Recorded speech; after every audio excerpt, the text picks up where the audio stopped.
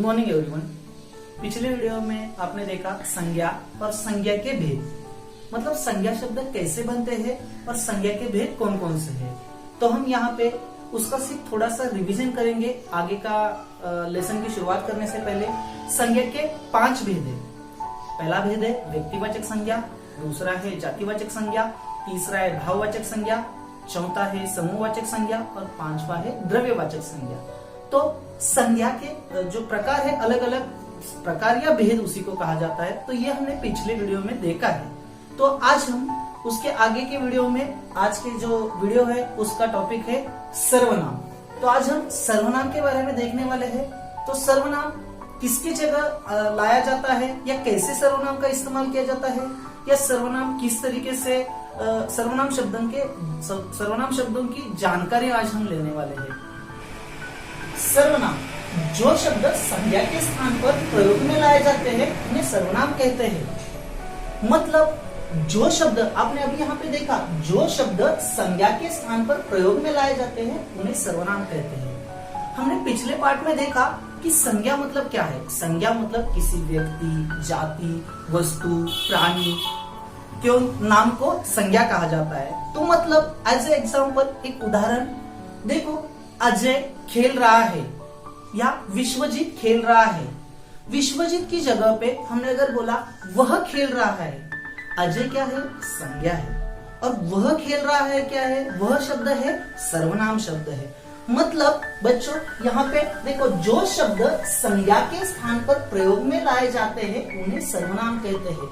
यहाँ पे वाक्य का अर्थ में तो बदलाव नहीं हुआ, लेकिन वहां पे अगर हमने विश्वजीत नाम की जगह हमने बोला वह खेल रहा है, वह शब्द जो है वो है सर्वनाम। तो यहाँ पे आपको इससे पता चलता है कि संज्ञा की जगह हमने दूसरा शब्द प्रयुक्त किया, उसका वो शब्द है वह। तो बच्चों इससे आपको पता चलता है संज्ञा के बदले प्रयुक्त किया जाने वाला शब्द सर्वनाम शब्द कहा जाता है। और एक बात है, सर्वनाम शब्द क्यों इस्तेमाल करना जरूरी है। अगर हमने, जैसे हम सुंदर दिखते हैं या प्रकृति सुंदर दिखती है, वैसे ही भाषा सुंदर और प्रभावशाली दिखने के लिए या प्रभावशाली लगने के लिए वहां पे आपको अगर आपने निबंध में देखो या कोई आप बड़े सवाल का जवाब लिख रहे हो, तो वहां पे आप अगर बार बार कहोगे अजय खेल रहा है, विजय खेल रहा है, और हर बार अगर आपने मेरी माँ सब्जेक्ट लिया और आप अगर बार बार कहने लगे मेरी माँ बहुत अच्छी है, मेरी माँ मुझे खाना खिलाती है, मेरी माँ मुझे खिलौने देती है, मेरी माँ पूरे परिवार का ध्यान रखती है, आपने अगर बार बार वही शब्द का इस्तेमाल किया तो वो अच्छा लगेगा क्या? नहीं अच्छा लगेगा।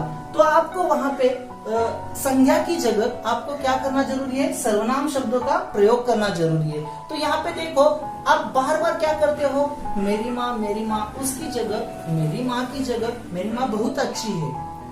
अभी आपको आगे पता चलेगा, मैं, हम, तू, तुम, वह, वे, कोई, कुछ, जैसा, वैसा, जो, सो, जिसकी, उसकी, स्वयं, खुद, क्या, कहाँ, कौन, किसे।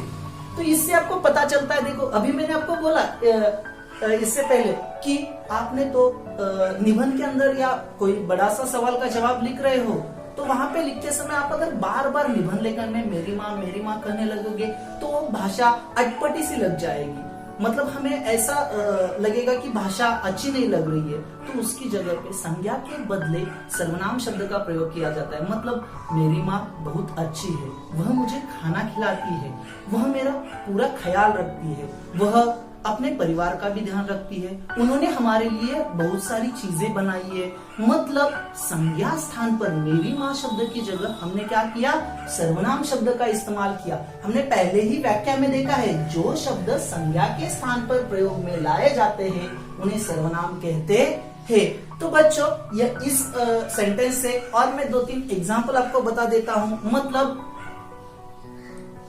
विजय बाजार गया, विजय की जगह वह बाजार गया, या बच्चे मैदान में खेल रहे हैं, बच्चे की जगह वह मैदान में खेल रहे हैं। तो मतलब इससे आपको पता चलता है संज्ञा के बदले प्रयुक्त किए जाने वाले शब्दों को सर्वनाम कहते हैं। तो इससे आज हमने सीखा कि सर्वनाम किसे कहा जाता है और सर्वनाम संज्ञा के स्थान पर प्रयुक्त कैसे किए जाते हैं, और उससे भाषा या जो भी हम लिखते हैं वो सरल और उसका सौंदर्य बढ़ता जाता है। तो और आगे थोड़े से उदाहरण देखते हैं। उदाहरण 1, मैं खेलने जा रहा हूँ। 2, हम सैर कर रहे हैं। 3, दरवाजे पर कोई खड़ा है। 4, दूध में कुछ गिर गया है। 5, उसके घर के पास कौन रहता है।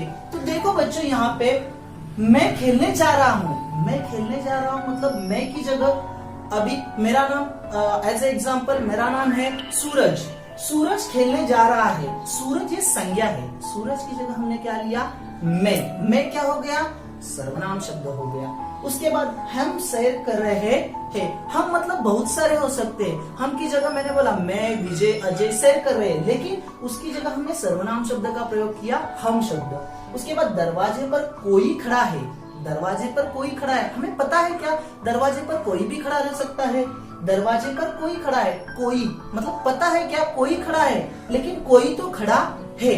कोई भी हो, उसका नाम कुछ भी हो सकता है, लड़की भी हो सकती है, लड़का भी हो सकता है, हमारे माता पिता भी हो सकते हैं। दूध में कुछ गिर गया है। दूध में कुछ गिर गया है, कुछ तो गिर गया है, उसमें कुछ तो है। कुछ भी दूध में गिर सकता है, सब्जी गिर सकती है या कीड़े मकोड़े गिर सकते हैं, कुछ ना कुछ उसमें चींटी, कुछ तो गिरा हुआ है। तो कुछ मतलब कुछ तो है। अभी चींटी गिर गई है तो चींटी भी संज्ञा है, लेकिन कुछ गिरा है पता नहीं है, तो वो भी यहाँ पे सर्वनाम है। और 5 नंबर, उसके घर के पास कौन रहता है।